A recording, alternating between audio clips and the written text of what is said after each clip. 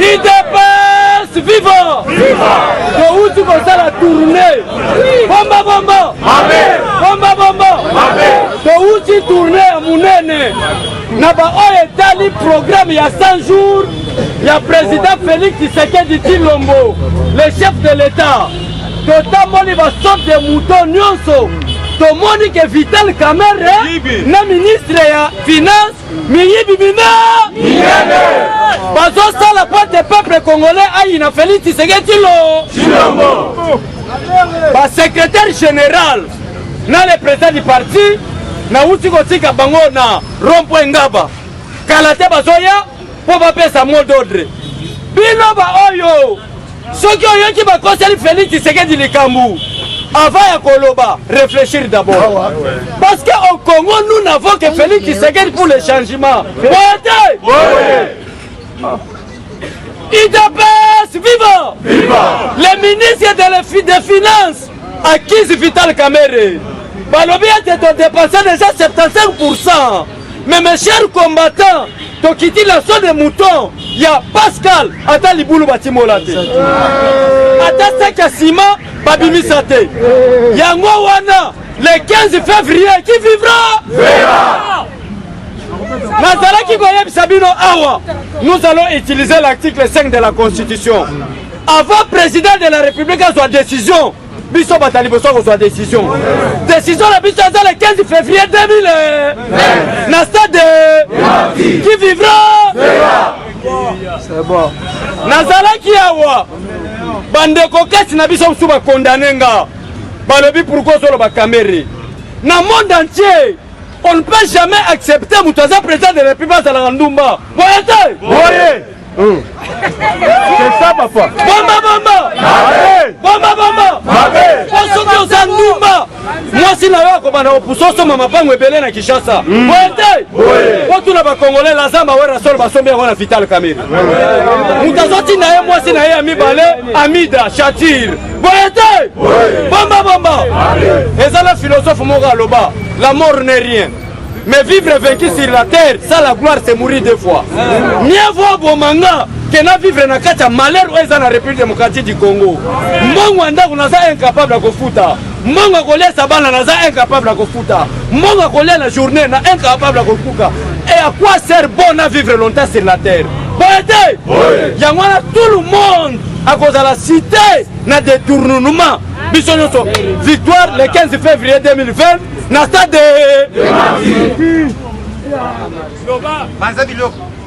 Tango toza avant une année à présent Félix Tshisekedi.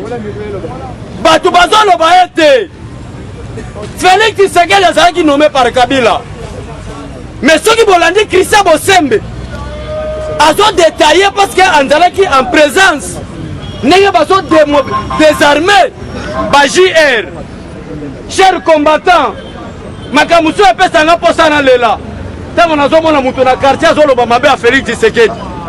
Mais la Sakoli en tant qu'envoyé de Dieu, toute personne qui sera fait contre Félix Tshisekedi sera maudit au nom du peuple congolais. Baké qu'on découvrir chers combattants, plus de 15 chars de combat. Na GLM. Bamususu bakunda ngona mabele. Mais ceux qui ont la camp Kokolo, place ba comment base logistique attaché de comment bozate. Ba kosa ba tukala ba segna mo tu ba soda nzala ba telma liboso. Na ba aka mais nyoso kabila bomba ngona kinga kati, nyoso kabila bomba ngona GLM. GLM ezalaki lokola deuxième base ya Kabila. Première base ya Kabila ezalaki kinga kati. Bomba. Na minute on a Sabino. On est en train de se préparer pour nous désarmer Kingakat. Kabila Sengela tika la kanga na 15 militaires.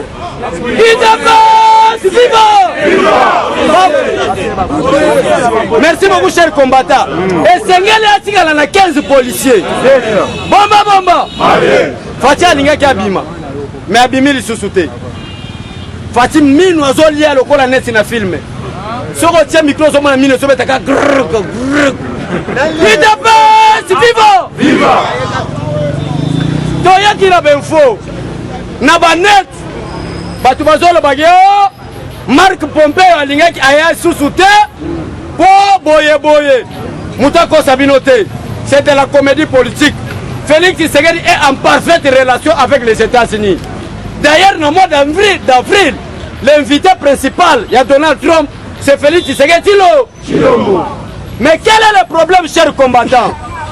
Tango Bakena Luanda dernièrement, entre Lorenzo, Paul Kagame, Félix Tshisekedi, Museveni, les Alaki accord de paix pour la République démocratique du Congo. Ça fait longtemps. Nani Paul Kagame a comment il a signé en na Luanda. A signé à Salinine. On a mettre tout le monde en défi. Félix Tshisekedi a mon amakangoute. Toyebi Kamere en 1997 na entré à Afdel. Jusqu'à présent, à présenter Bisso Tata n'a été. Jusqu'à présent, à présenter Bisso Maman n'a été. Kamera, comment livrer? Alors, pourquoi j'ai choisi Kabila? Mais jusqu'à présent, Kamera, comme il sous livre, pourquoi j'ai haï Kabila? Bon, tu vois, on va ça la binoni.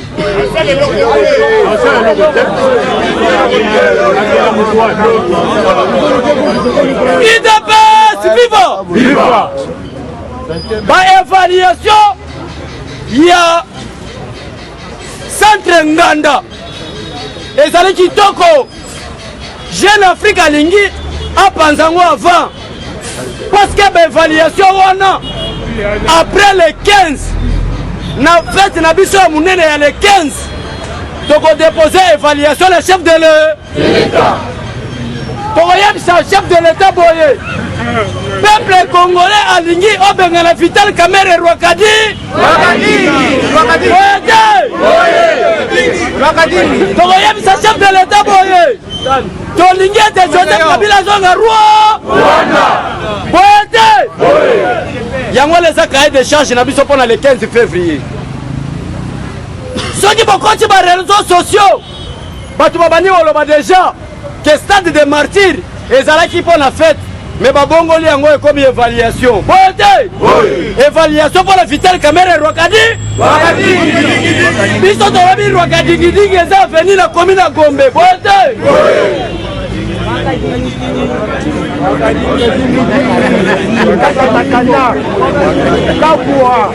IDPS viva! Tango tosali tournée. Tozalaki kaka biso moko te. Tozalaki ensemble là bas députés nationaux à l'IDPS. Tozalaki ensemble là bas députés provinciaux de l'IDPS. Tozalaki ensemble là bas ministres à l'IDPS. Toyebisi bango boye. Si ça ne va pas, moyen moutake ne sous bureau ezate. Boyente. Yo zako luka dissolution. Est-ce que en tant que chef de l'État akobima na télévision alobaka kobenga na Kamerhe akolobaka na kobenga na Kabila akolobaka toza ensemble mais babora seza ke Kabila azonga Rwanda Kamerhe azonga Burundi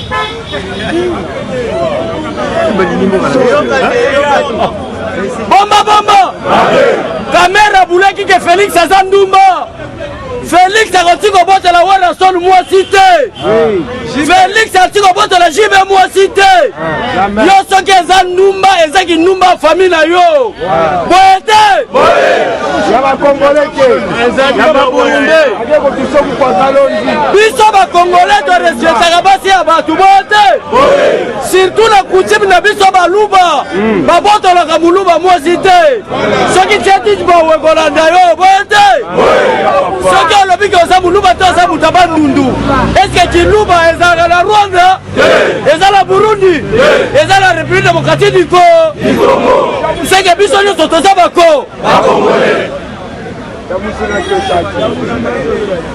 Ndena yango wana, chers combattants, Moutako Sabinote, Moutako diaboliser Bissoté, nayebi bien. Après le 15 février, Batebele Babande Otiaba poudre na mutu. Boko Tiaba poudre. Boko Sepela. Après le 15 février, qui vivra?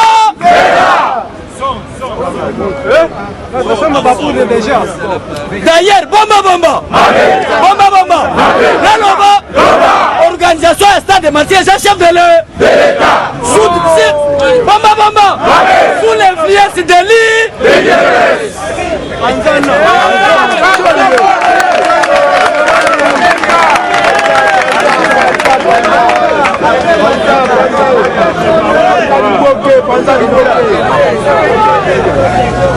IDPS vivant.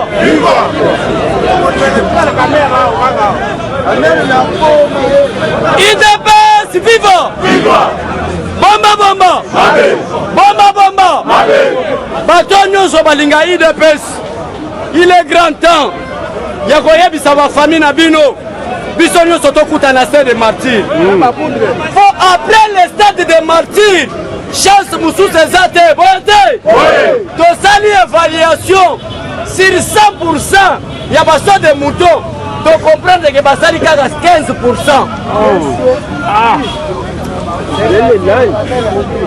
Loba na yo. Loba.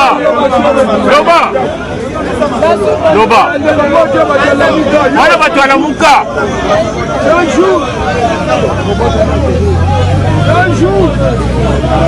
Et papa, il y a un appareil.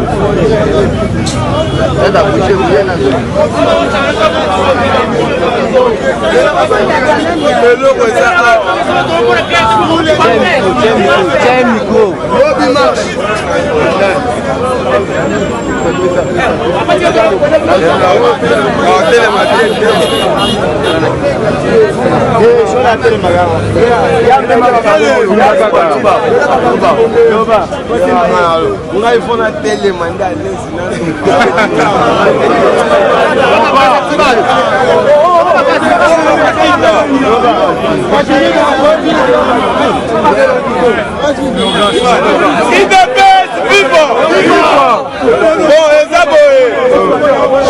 ndenge toyokanaki na makambo ndenge ozotambola komona clair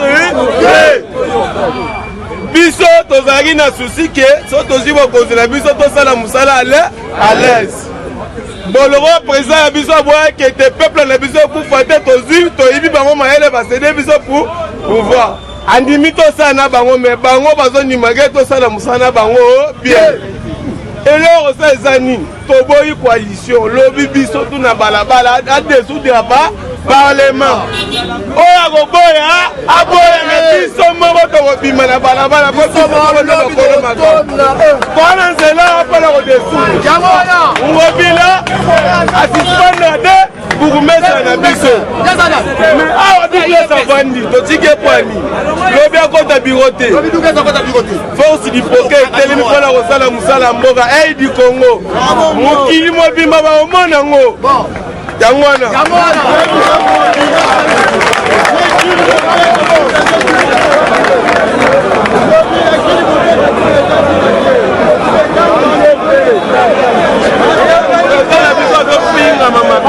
na bapeuple na bango kuna to bango baosepela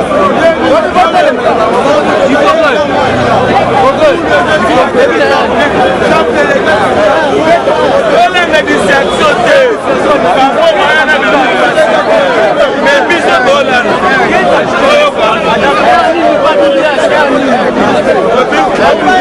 biso ekipe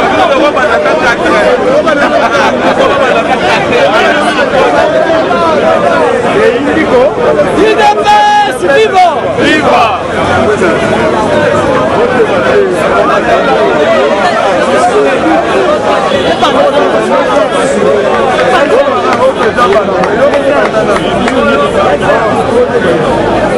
IDPS vivant! Viva!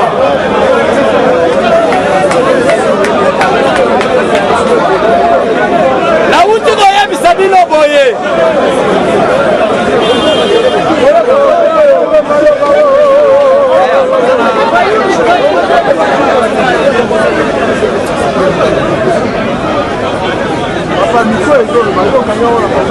Il est zaké.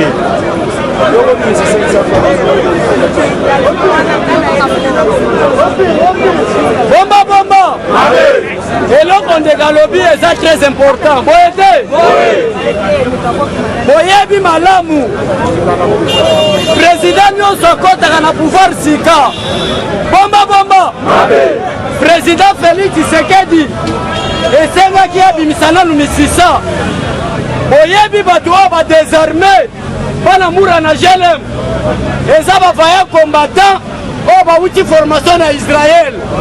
UDPS viva soki bango bazalaki te mele mbutu mutu alingi elekebele na mboka boye te lokola towutaki mpe ngalema na président Ligue des Jeunes na vice-président Ligue des Jeunes tokomi wana premier ceinture bayaki mpo na sécurité eza bandeko na biso bawuti formation na Israel bayebisi biso bo deuxième dossier ezali na bureau ya chef de l'état boye te oyo nyonso ezo se préparé balingi avant décision ya chef de l'état mutu mutu ebanda avant bomba Vital Kamerhe ezala communauté internationale ezala la communauté nationale baye ko comprendre que azali pe prêt ya kosima manduki mpona kobanda rébellion yango wana lokola to comprendre bango Félix Tshisekedi azalaki na posa abimisa nanu misisa lokola misisa na biso ekembi qui vivra verra.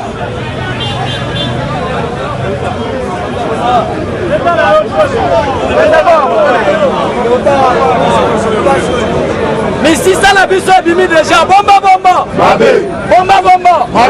cher combattant soki omoninga na ye awa nauti kokata tourné na président du parti na secrétaire général mpona koyebisa bino tosala politike ya basese te tomata niveau soki nzambe apesi yo miso ya komona oyo Félix Tshisekedi azokana kosala mbelo kobanda kotia deja poudre lelo makambo eza minene liboso me ya motuya ezali le 15 février biso nyonso na stade de martyre après stade de martyre qu'est-ce qui va se passer bomba makambo kosalema ndenge esalemaki na Genève babimisaki nani mais Félix aretiraki signature mpona nini o peuple babimaki libanda boye te même décision Félix akozwa soki mpe bokebi te après le 15 tokomi le 16 décision ezwami nalobi mpe soki bokebi te bomba yango ozomona kabuya alobi tozosala évaluation Kamerhe bokomona ye na prison makala bomba bokomona Kamerhe na prison makala bokomona ye parce que toyoki ministre ya finance toyoki mpe Kamerhe donc gestion ya kotonga basote de mouton ezali kaka na 2 personnes Vital Kamerhe na ministre ya finance boye te alors nga nasalaka politiki ya mutu na bolingo ya président na nga partout bayina nga balobi ete muluba wana akonyata bino lokola nkayasa me na motema na nga naza sûr que le changement au Congo c'est Félix Tshisekedi alors tosala politiki ya palpitation te tosala politiki ya motema te après na bémotion tosala politique ya réflexion bomba tosala politique ya réflexion na réflexion tala lokola Jeune Afrique badiaspora nyonso na mokili balobi ke pourquoi Félix Tshisekedi alobi ke akose dissocier na Kabila te oyo ke eza masonge ya lokuta UDPS viva Félix Tshisekedi aza na plan B na ye plan B na Félix Tshisekedi ezali nanu totondisa stade de martyr oyo nyonso stade de martyr ekoreklame Félix Tshisekedi akosala nini boye te qui vivra minute tozomona nazokende Pascal tozokende komobilize nanu masina na njili moto ya moto ya bonne volonté azawa soki osepeli okomemanga problème te mais soki osepeli te oyo akofuta biye parce que mutuka oyo elingi ezwa biso ekangami na so de moto moye ya boye eza te UDPS viva nakoyebisa bino boye Kabila histoire esili na Congo. Kamere pe histoire esali nini? Esili. Qui vivra verra. Tozala na bolingo boyete. Soki pasta so mata botika loba, soki achite mutu mutu ko mata boyete. Moye biso na biso tozala na ba polémique ezate. Tolingana. Mungunde ko yakati na biso kwa kabola biso. Parce que to komi na moment oyo tolingi tokota terre prémisse. Boyete. Bomba bomba. Bomba bomba. Envoyé les États-Unis à lelo les États-Unis na Congo. Na lingira chute wana. Bomba bomba. Envoyé les États-Unis à na Congo. Azala Congo pour quelle mission? La mission de l'envoyé des États-Unis est que le président Félix Tshisekedi puisse dissoudre l'Assemblée nationale avant le mois de mars, ne rentrez pas. Qui vivra à Boué. Eshima, votre magazine qui bat au rythme de l'actualité. Une réponse à vos besoins en information, un éclairage dans divers domaines. Impartial, documenté, instructif. Eshima au cœur de l'info. Retrouvez la nouvelle édition. Exclusivité, Sakombi Molendo, le réformiste qui vient stopper l'hémorragie, suspension des fonctionnaires peu intègre, numérisation des titres fonciers et climat de confiance avec les collaborateurs, le nouveau gestionnaire des terres congolaises fixe les nouvelles règles de jeu. Focus, Lambert Mindi, Omalanga, le souverainisme comme un dogme. Redressement délaissé, Tomaluaka Losenjola, l'homme de la situation. Dossier Eshima, fini les vacances, vive les rentrées. De la politique au judiciaire, en passant par les scolaires, les derniers trimestres de l'année 2019 en RDC est décoiffant. Économie, BCC, un cadre des rétrocommissions et détournements à passer au peine fin. Découverte, Claude Ibalanki et Colomba, les coordonnateurs du MNS au centre de l'action de Félix Tshisekedi dans le Grand Lac. Les dialogues et pourparlers en RDC qu'en tire le peuple. Tubaou, la clé de la mythologie kassaïenne. Retrouvez l'intégralité du magazine Eshima dans les kiosques. Eshima Magazine, un nouveau standard d'information.